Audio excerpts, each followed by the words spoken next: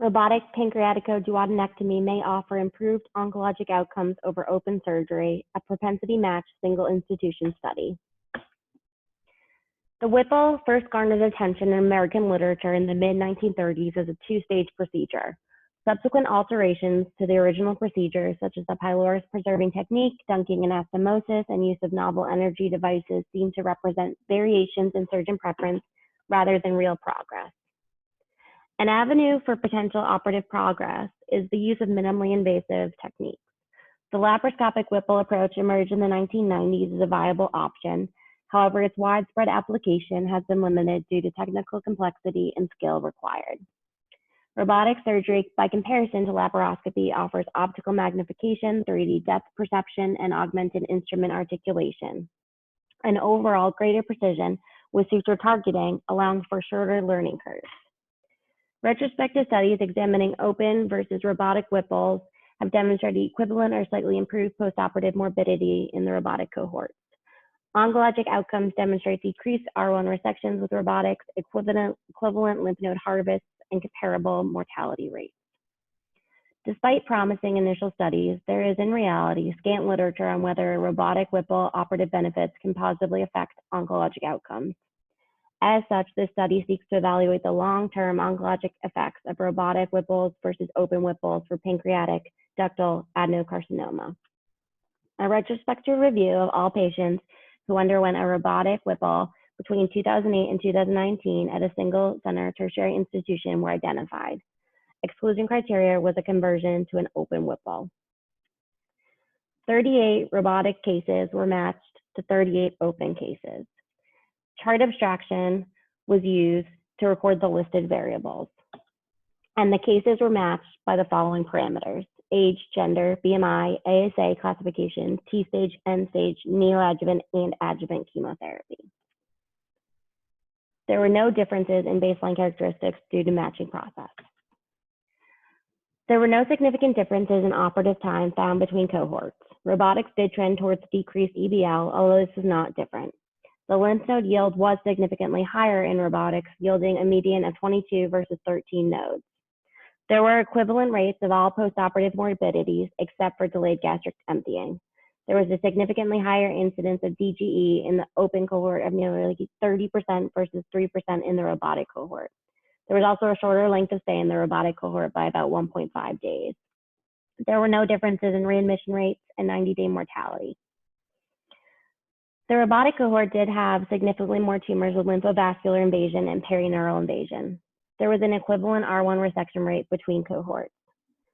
There was a trend towards improved median overall survival in robotics and a trend towards a longer time to recurrence, with open cases having 2 times the local recurrence rate. There was no difference in distance recurrence rate. This retrospective propensity matched analysis demonstrates the equivalence of robotic Whipple to open Whipple procedures. Our robotic Whipple procedures median operative time of 392 minutes was not significantly different from open Whipples.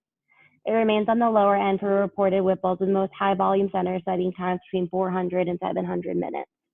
Longer operative times demonstrated by other studies may be secondary to the extra setup and docking required or a lack of experience that may continue to improve with advances in learning curves. Our median EBL for robotics was 300 cc's, which is also well within the range of reported averages and significantly lower than our open Whipple EBL. This may be attributed to an amplified view of smaller vessels, specifically when dissecting out the superior mesenteric artery and vein from the uncinate process. There is a significant decrease in delayed gastric emptying in the robotic cohort of nearly 30%. DGE, while not life-threatening, does have substantial clinical consequences, including prolonged length of stay, higher costs, readmission, overall discomfort, requirement of feeding tubes, and delays in starting adjuvant therapies. As robotic techniques reduce invasive manipulation, including skin incision size and tissue handling technique, there is decreased subsequent inflammatory stress response brought about by such surgical trauma. Of note, our open gastrojejunal anastomoses are done in a hand-sewn manner, and we can extrapolate that perhaps the decreased disturbance in hemostasis and blunted immune response resulting in decreased inflammation in the robotic cases is lessening postoperative DGE. Further study is clearly required, as this is a speculative conclusion. Our analysis demonstrated a trend towards improved long-term oncologic outcomes with robotics, which is yet to be investigated in the literature. There was a significantly higher lymph node yield in robotics cases of 22 versus 14 nodes versus in the open Whipples. Our study demonstrated a trend towards decreased recurrence rates in the robotic cohort with a difference of nearly 15%. When recurrence pattern was assessed, the local recurrence rate was twice as high in the open Whipple cases, which may be explained by an inferior lymph node harvest and examination. Further, the median overall survival for robotics cases was over 7 months longer than open cases. While robotic surgery may offer advantages, a constant concern across fields is its financial impact and whether costs may be prohibitive. When total hospital costs, which include length of stay and readmission, are investigated, there is no difference in cost between robotic and open surgery. Of note, anecdotally, there is a tendency for high volume centers to routinely begin open cases with diagnostic labs. Incorporating the cost of even a brief laparoscopic evaluation may presumably further close the intraoperative cost gap between open and robotic Whipples. Limitations of the study include patient selection bias. The decision to employ a minimally invasive approach remains highly selective, and even at high volume centers is rarely protocolized. As mentioned, regardless of difficulty, there is no effort to direct uncomplicated cases to the robotic pathway at our institution. Referrals are random, and further, we match the robotic patients to their open counterparts. However, this is not equivalent to a randomized prospective approach. Fortunately, there are active randomized prospective studies forthcoming. Other limitations include small sample size and retrospective design. This propensity match retrospective cohort trial demonstrates that robotic Whipples are safe and comparable alternatives to open Whipples. Further, robotics may offer both post-operative and oncologic benefit by decreasing rates of delayed gastric emptying and improving lymph node harvest, which may affect recurrence and overall survival rates.